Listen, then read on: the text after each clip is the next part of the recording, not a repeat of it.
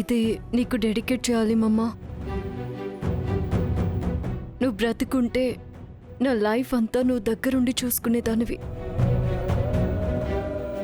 నా ప్రతి క్షణాన్ని నీతో షేర్ చేసుకునేదాన్ని. మనిద్దరి మధ్య చేరుకోలేనంత ఈ దూరం ఎందుకు?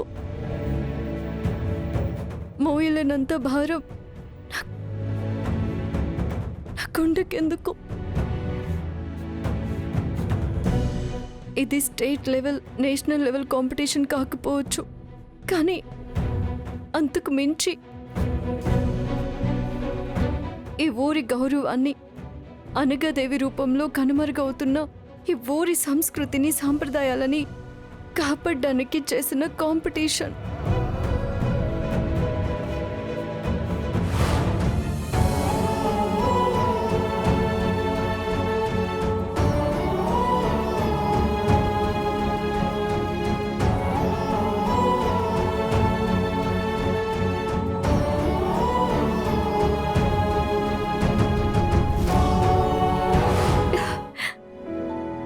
ఇందులో నేను గెలిచాను మమ్మ.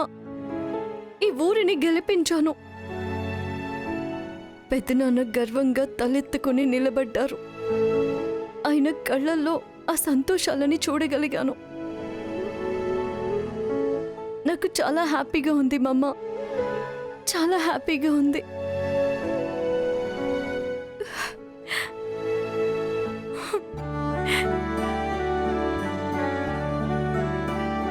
అమ్మతో మాట్లాడుతున్నావా?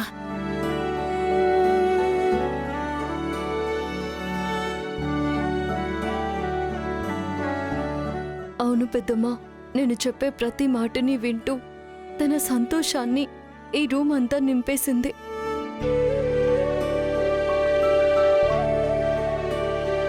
తను ఎక్కడున్నా ఎప్పుడూ హుషారుగా ఉరకలేసే గోదారిలా ఉండేది.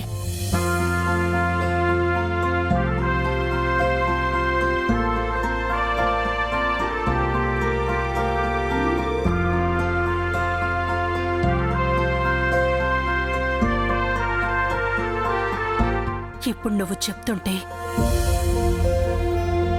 ఇక్కడ నా చెల్లి సంజ ఉన్నట్టే ఉంది. అక్క అక్క అంటూ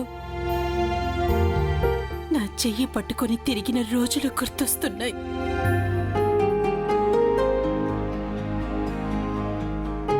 మీ బంధాన్ని నేను దగ్గరగా ఎక్కువ చూడలేకపోయాను,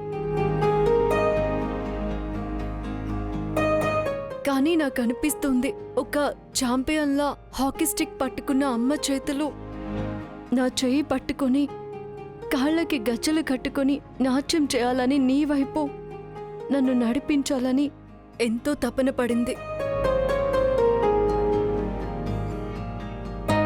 నేను క్లాసికల్ డాన్సర్ నవ్వాలని ఎన్నో కలలు కనింది.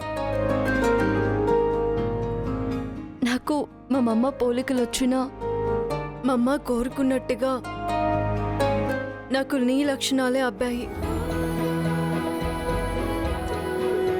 నాతో బుడిబుడి అడుగులు వేయించింది మా మమ్మ అయితే, ఇప్పుడు నేను స్టేజ్ మీద కదిపే ప్రతి అడుగు నీదే పెద్దమ్మా.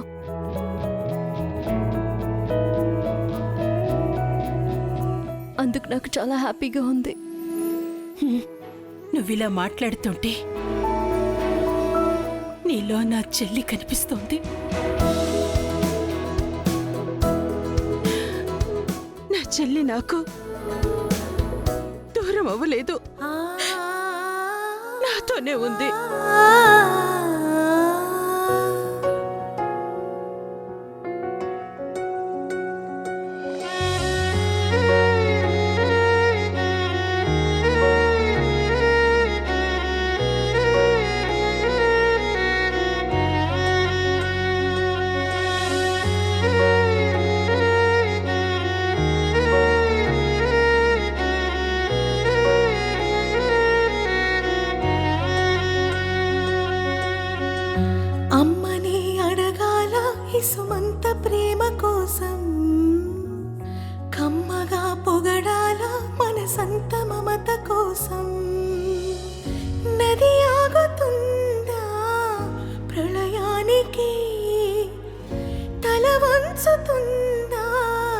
విధిరాతకే అక్క ఉంటే చాలు, అమ్మ గురుతే రాదు.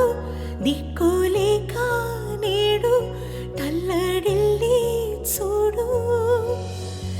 కరుణించరావా ఓసారిలా, దయ చూపలేవా ఓ దేవత. అక్క చెల్లెలి బంధం, అమ్మను మించిన త్యాగం, మమతను కమ్మిన మేఘం, పడమటి సంధ్యారా